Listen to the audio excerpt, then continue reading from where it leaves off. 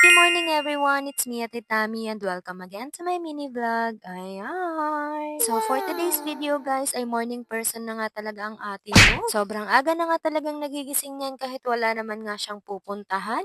At ayan na nga, mas gusto kong sinisimula ng araw ko na magwalis sa bakuran at magsunog ng mga basura na to. Pa rin kasi sa feeling pag maliwalas nga yung paligid bago mo nga simulan yung mga gagawin mo. Kayo guys, ganun din ba kayo? Ako kasi minsan tinatamad talaga ako guys pag sobrang dumi nga ng paligid tapos ang dami nga din ng gagawin ko. Ewan ko ba kung ako lang pero parang ayoko na lang nga din gumalaw-galaw pag ganun. At ayan na nga, sobrang aga pa nga lang yan pero tagaktak na nga rin talaga yung pawis ko. Mas gusto ko na nga lang din yun para kahit papano ay naaarawan nga din ako. At ayun na nga si Lexie, umiiyak nga siya dyan guys kasi nga napagalitan ko siya. Angat-ngat niya kasi yung mga sapatos sa labas kaya napalo ko nga siya. Fast forward nga ay malaking tulingan nga yung binili ni Papa ngayon. 1 and 1/4 kilo nga to kaya madami-dami nga rin to pag naluto. At ayan na nga, sabi ko nga kay Auntie Gigin ay samahan nga akong manguha ng kamyas. Totoo nga rin talaga yung kasabihan na pag may tinanim ka ay may aanihin ka, kaso nga nanghingi lang ako. Ang tawag nga pala ng kamyas sa amin guys ay iba. Sa inyo, anong tawag nyo dito? At ayan na nga, sinungkit na nga lang din ni Auntie yung mga iba kasi sobrang taas nga kaya pinulot na lang namin. Medyo madami-daming kamyas nga rin yung nakuha natin guys at sobrang sarap nga nito. At ayan na nga, yung dulo nga dito sa amin ay ilog na nga. Sabi nga ni Auntie ay kumuha na nga rin daw kami ng duhat na tanim nila kasi may mga hinog na nga. Fast forward nga ay nahugasan ko na nga din yung kamyas dyan kaya magsisimula na nga din akong maghiwa. Ganyan ko na nga lang din ginawa yan guys. Hiniwa ko nga sa gitna tsaka pinukpok ko ng kutsilyo para lumabas nga yung katas. Sinet aside ko na nga lang din muna yan guys kasi maghihiwa na nga rin ako ng mga rekado. Dinamihan ko na nga din talaga yung luya dyan para mawala nga yung lansa ng isda. At ayan na nga, prepare ko na nga lang din lahat dyan para masimulan ko na nga yung pagluluto ko. Nilagyan ko nga din muna ng isang baso ng mainit na tubig yung nyog para mas lumabas nga yung gata. Pagkatapos nga ay nilagyan ko na din ng maligamgam na tubig para mapiga ko na nga.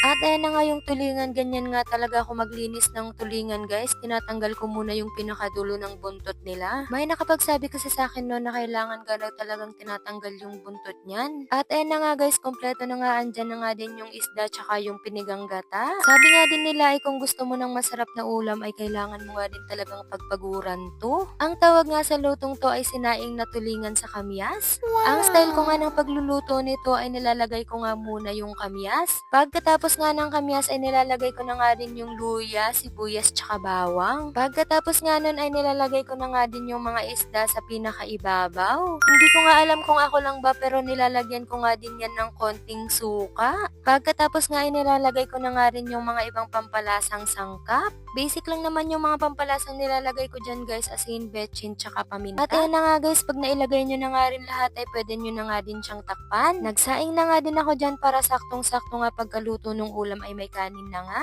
At ayan na nga, pag kumukulo na guys ay pwede nyo na nga yung lagyan ng gata. 2 baso ng unang piga lang nga yan guys pero medyo madami na nga. Hindi ko na nga inubos yung lahat ng yan para hindi nga masyadong madami yung sabaw. Hindi ko nga alam pero ganyan nga din talaga akong maggata, dinadamihan ko nga. Kumuha na nga din pala ako ng sili dyan dun sa mga tanim ni mama guys at inalagay ko na nga rin dito. At ayan na nga, pinakulo ko nga din to ng ilang minuto kasi gusto ko nga yung sabaw niya ay malapot-lapot nga. Tinikman ko na nga din yan para malaman ko nga kung sakto o kulang pa ba yung sangkap na nilagay ko. Kahit nga pawis na pawis ay nagawa pa ngang mag-smile-smile dyan ni ate nyo. Fast forward nga ay malapot na nga yung sabaw kaya medyo malapit na ngang maluto to. Pasensya na nga kayo guys kung hindi pa nga ako masyadong perfect magluto. Pero kahit nga ganun ay nag-i-enjoy nga rin talaga ako sa mga ginagawa ko. Maraming salamat nga din po pala guys sa lahat ng sumusuporta ng videos ko simula nung pinakauna.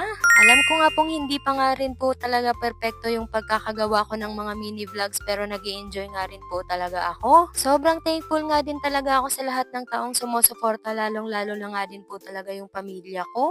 Sobrang saya nga din po talaga ng puso ko kasi napakarami nga din ng taong sumusuporta sa akin pati mga kaibigan at mga kamag-anak ko. Sobrang thankful ko nga din po kasi may mga tao nga po na kahit hindi ko kilala ay nakasuporta na nga din po sa akin. Sa lahat nga po ng tao na nagpapa-shoutout sa akin ay pasensya na po kayo kung hindi ko na po kayo maisa-isa. Pero asahan nyo nga po na taus-puso nga po yung pasasalamat ko simula pa nga po nung una. Asahan nyo nga po na araw-araw ko nga pong gagalingan at pagagandahin yung mga mini vlogs snacks na ginagawa ko.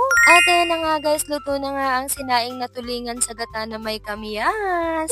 Sobrang solid nga naman talaga ng pagkakaluto ko nito. At ayan na nga guys, pinakain ko na nga din dyan si mama tsaka si papa. Sabi kong ay magpapahuli na nga lang din ako. At ayan na nga, taob nga din talaga ang isang kaldero ng kanin na sinaing ko. Lord, maraming salamat nga po sa panibagong araw at sa lahat nga po ng blessings na binibigay nyo. At tara guys, kumain na nga tayo. Sobrang sarap nga din talaga ng pagkakaluto ko nito. Pasensya na nga kayo guys at ganyan nga po talaga akong kumain pag nandito nga lang din po ako sa bahay. Nagkakamay lang nga po ako. Paano ba yan guys? Hanggang dito na nga lang muna. Bukas na lang ulit. Maraming salamat nga sa panunood. Bye!